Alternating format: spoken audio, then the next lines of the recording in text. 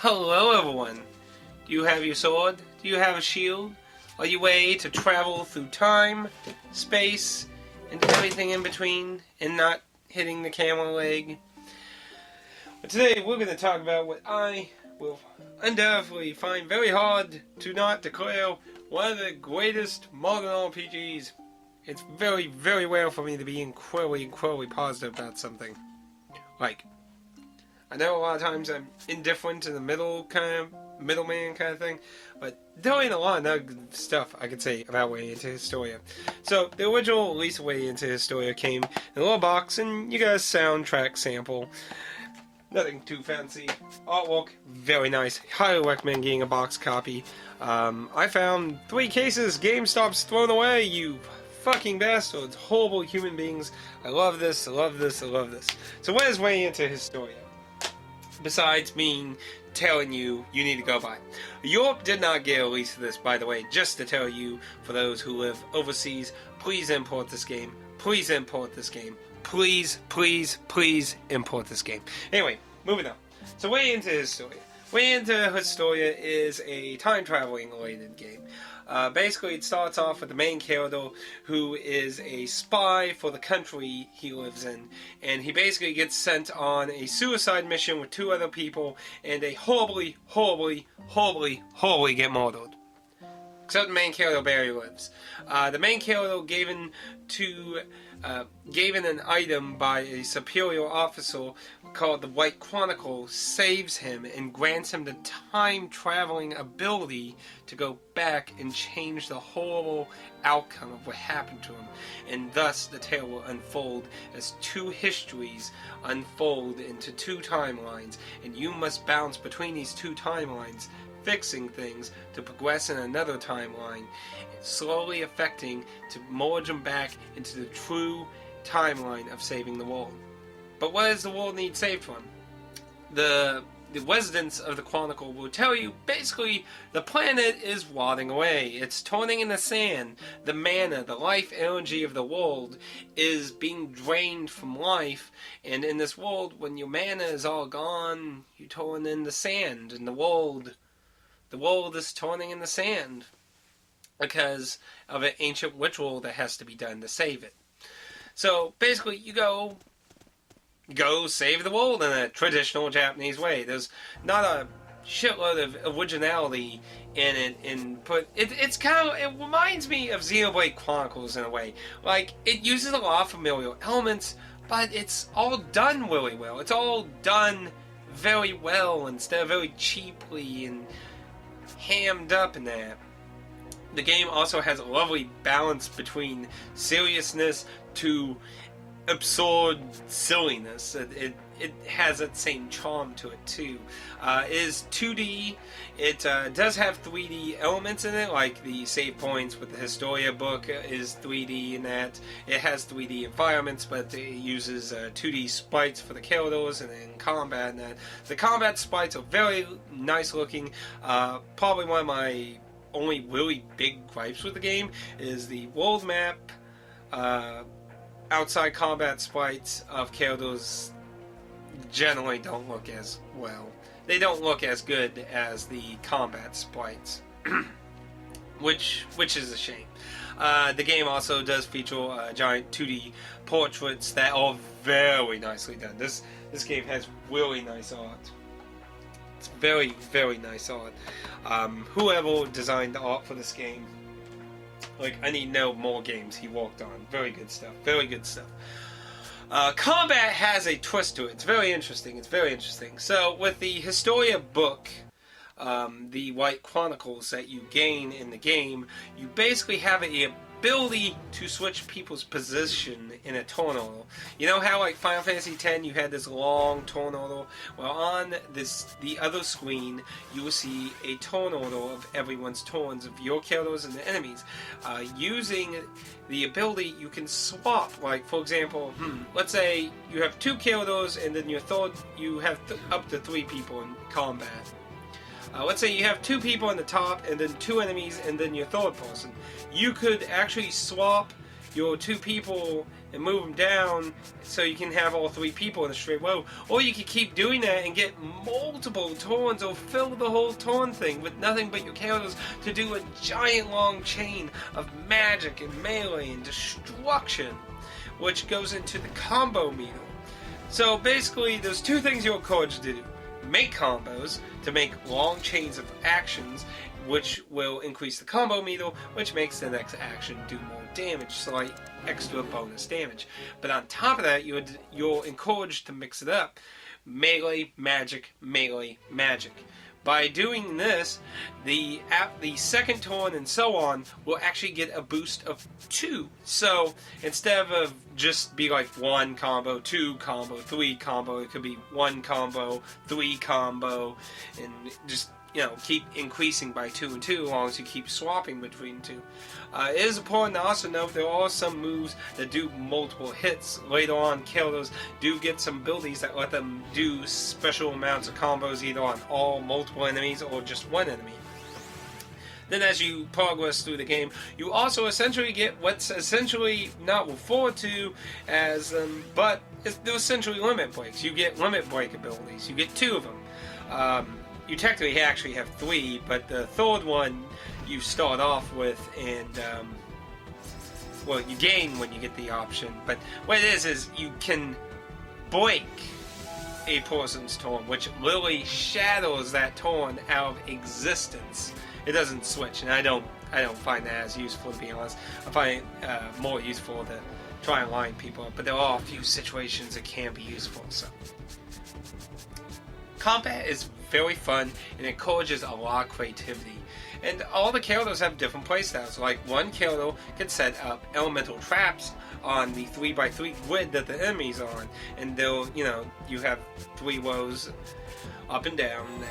And the position even affects things. Like being in the back row, they do slightly less damage, and being in the front row, they do slightly more damage in that. And you can cause traps to be healed. Different characters, like your Lance character, can do like straight or sideways swipes on enemy groups and such. You can move the enemies all onto one tile and do shitloads of stuff on all of them at one time. But only one enemy can take one spot. So once all the combo stuff's done, then everyone scoots to the surrounding spaces around appropriately.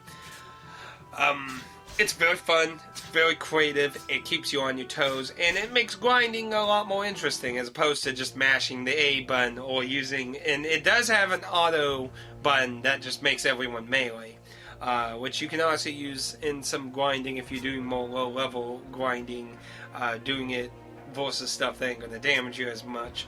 But it encourages more by rewarding you too. By doing really good combos, big combos, that you get extra experience and extra gold. So you get rewarded all around by being more strategic instead of just mindlessly pushing through everything.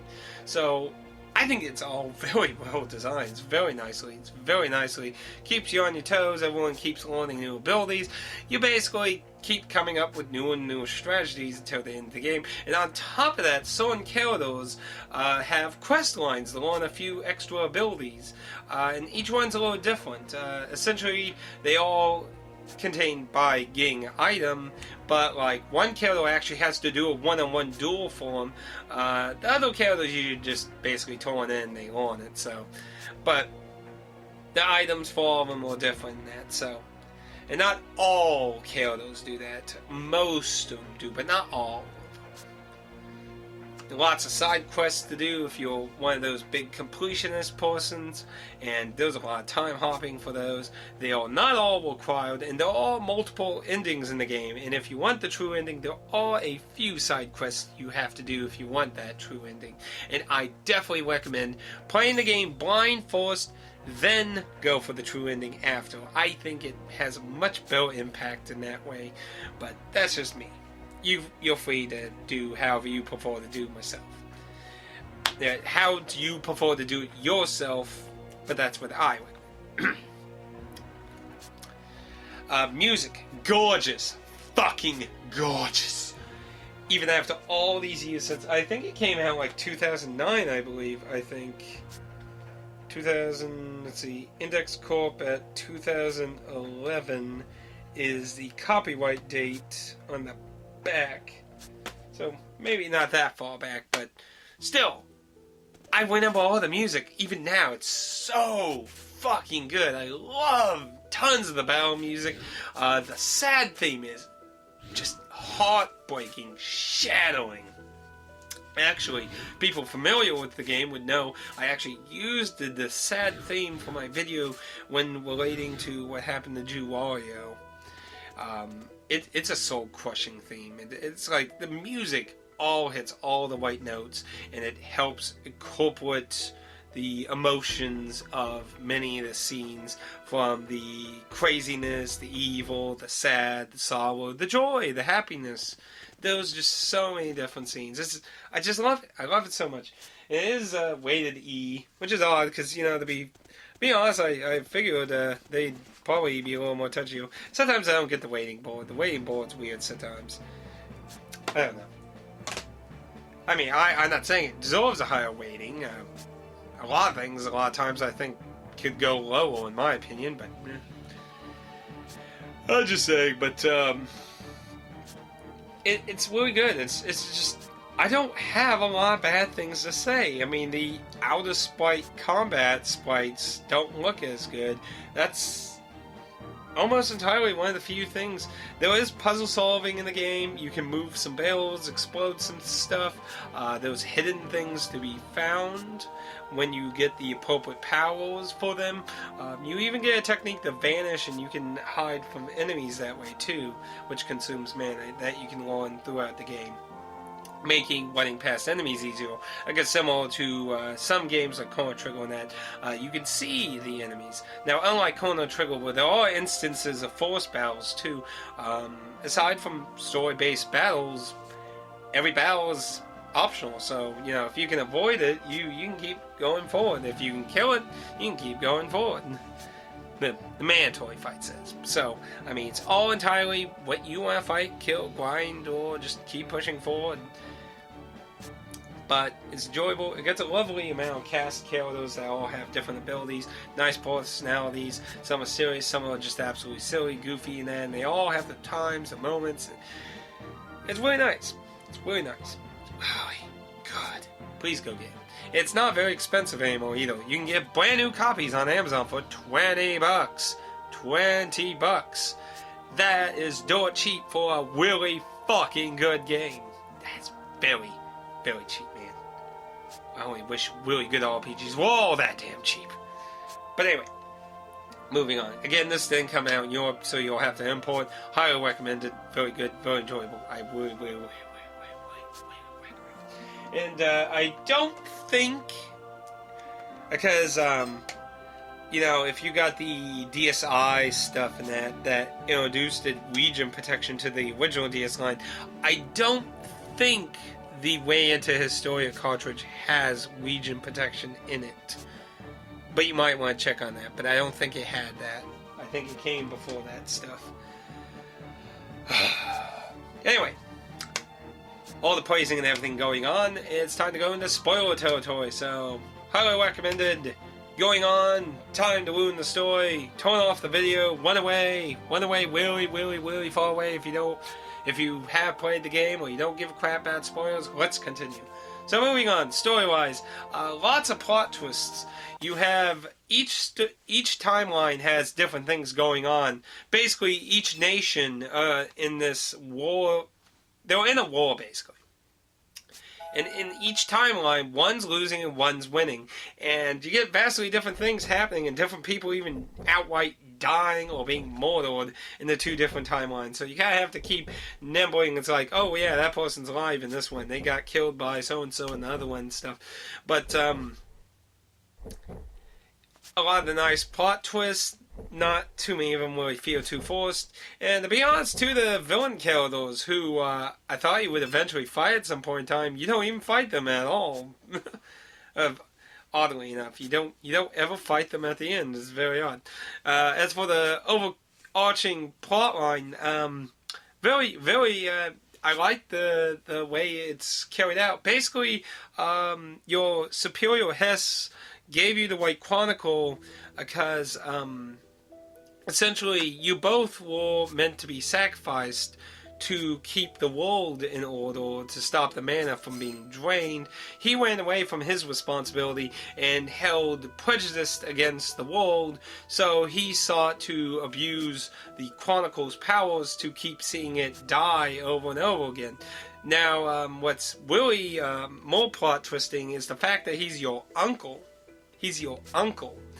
Now, obviously that would mean he would have to be the similar age of your father, but your father was not an old man. Of course, you don't ever see him. He died. He got murdered by him. But point is, it is brought up, why is he vastly old? And that shows you how long he's been abusing time watching the world die and die and die over and over again, wanting to continuously make sure it goes on that same path over and over again. And he basically came to the point where he's so old that he can't do it anymore. He's going to eventually die of old age. And that's why he decided to start seeking a heir to continuing letting the world die. And he looked at you, the main character, who was his nephew and the son of the king of the other side that you're actually working for, who he killed. And he basically wanted you to come to the same conclusion, hate the world, and basically want to watch it die over and over and over again. But you instead sought resolution, hope, friends, and a reason to fight the world. And even upon learning that he would have to give his life to save the world, he does it willingly because he has people he loves and cared for that he met along his journey. And that's an interesting contrast to the two characters. Hess looked at the world and saw nothing but despair and saw no value in the world, while Stark, the main character, saw the world and saw hope and reason to die for it. Hess never, at a good portion of the game, never realized there was nothing he wanted to die for in the world. So, in the end, you end up chasing him, the timelines merge back together, and you have the final conflict of trying to stop him. He's sealing mana, he's causing the world to die faster, and you gotta stop him. You get a full boss chain of previous bosses buffed up really hard, and then you have to fight a giant, the usual giant demigod boss thing with multiple forms, and upon destroying that, you may either get the normal ending or true ending, depending. And I really like the differences between the two, because the true ending just really adds to the normal ending. You'll get a very sad scene where Stark vanishes, and his party members, obviously feel sad for the fact that he has to die in that, so everyone can be saved in that. And you get to see, and I love endings where you get to see how the world has changed and what's going on in the world that you've helped, and it's epilogue in that. And if you did all the side quests that relate to the ending, you'll see epilogues to the meaning of those storylines in those, and they all relate to characters, mainly your party, but they also relate to a few other things like the residents of the Historia book in that. But those all lead up to the true ending, which happens at the very end. So at the very end, you get a scene that is supposed to be during the actual moment of sacrificing Stark to save the world. If you do the true ending, you'll actually convert Hess to realize something.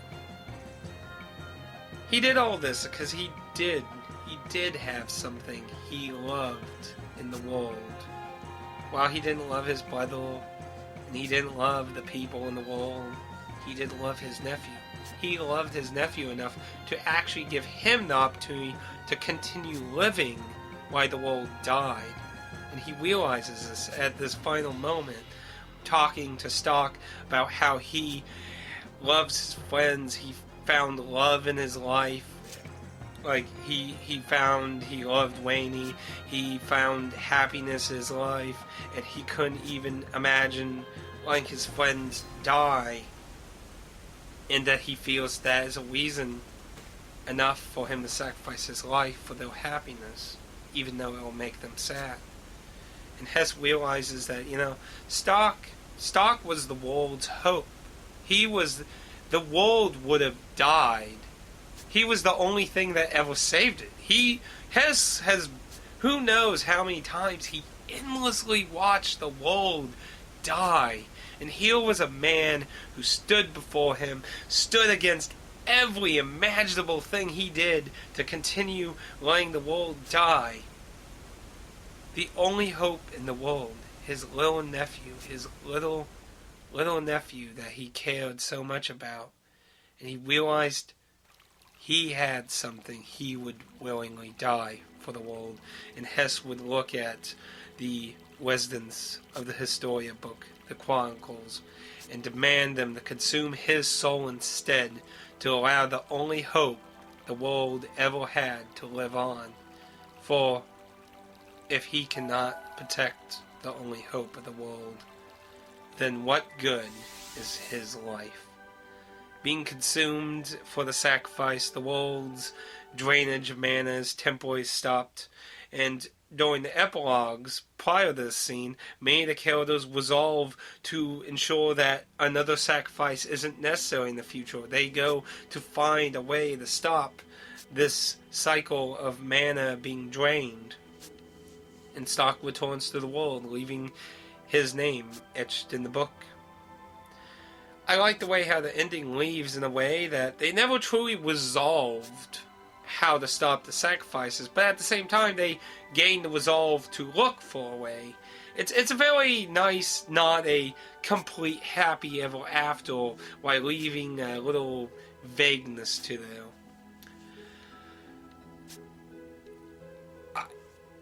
I really have no criticism for the story. I really like it. I like all the accompanying music, the lines. I like a lot of the stuff Hess says and quotes throughout the game and that. I really like the storyline. It's really good. I really recommend it. Like, if you've been trying to look for a really good Japanese RPG, I really recommend it. I really enjoyed it. Got a good playtime out of it. Enjoyed doing the Let's Play of it and that. And I only wish I could have played it much sooner.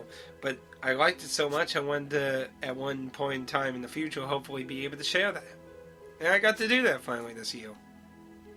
And I have fun doing it. I'm going to fondly remember Way Into Historia as a very good game.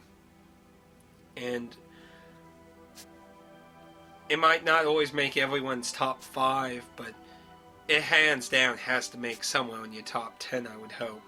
It's really good. I love it really good. I'll remember it for years and years to come as a really good RPG. Definitely, highly recommend Way Into Historia. Check it out. I'll see you all next time. And thank you for watching. Hope you enjoyed. If you have any questions, feel free to leave a comment down below. Adios. And praise the sun.